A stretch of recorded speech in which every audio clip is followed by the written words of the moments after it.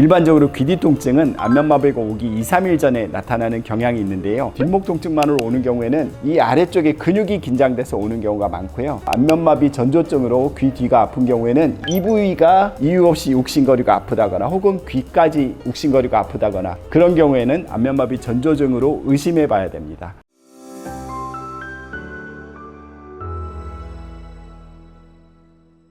안녕하세요.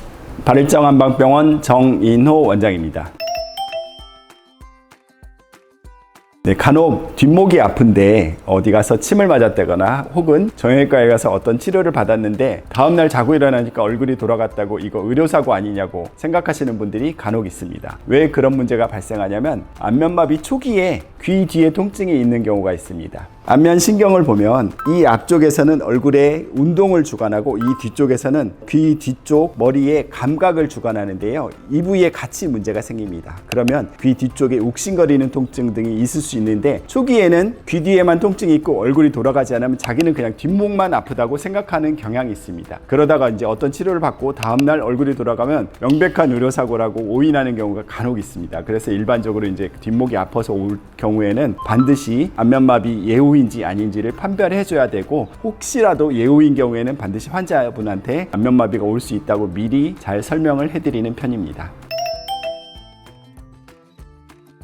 안면마비로 인해서 나타나는 통증은 일반적으로 이 부위에 국한됩니다. 간혹 환자들이 목이 아프거나 어깨가 아프거나 그런 경우가 있는데 이것도 안면마비 때문이 아닌가 싶은 생각을 하시는 분들이 있습니다. 근데 사실은 그거는 아닌 것 같고 안면마비로 인한 통증은 여기에 나타나는데 안면마비가 생기는 원인이 일반적으로 환자가 과도하게 긴장을 하거나 스트레스 받거나 그러기 때문에 안면마비도 오고 목이나 어깨 통증도 오고 같이 와서 문제가 되는 경우가 있습니다. 따라서 목이랑 어깨 쪽에도 아프다고 해서 이건 안면마비가 더 심해진 거 아닌가 싶은 경우가 있는데 더 심해진 게 아니고 본인이 과도하게 긴장하다 보니까 목도 아프고 어깨도 아프고 안면마비에도 좋지 않은 영향을 끼치는 것 같습니다. 과도한 긴장을 좀 피하시고 치료받으시는 것이 중요할 것 같습니다.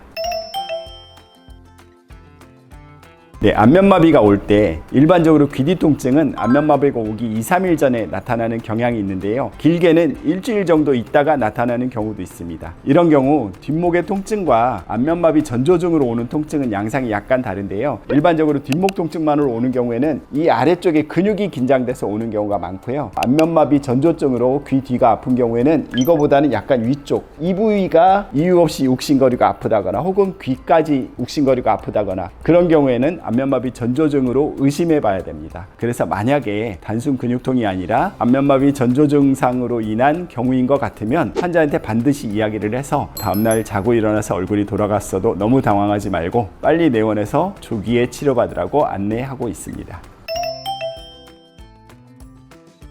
안면마비가 오는 분들은 아무래도 과도한 긴장이나 스트레스나 불면인 경우가 많아서 귀 뒤 통증뿐만 아니라 사실은 목 뒤도 같이 뭉치거나 그러는 경우가 많습니다. 안면마비 전조 증상으로 인한 귀 뒤의 통증인 경우에는 확 이렇게 악화되는 경향이 있거든요. 그래서 최대한 더 많이 악화되기 전에 초기에 치료하면 덜 악화돼서 빨리 나을 수 있도록 치료를 하고 있습니다. 얼굴 부위에 도수치료나 전기치료 등을 통해서 최대한 빨리 치료받으시는 것이 예후를 좋게 합니다.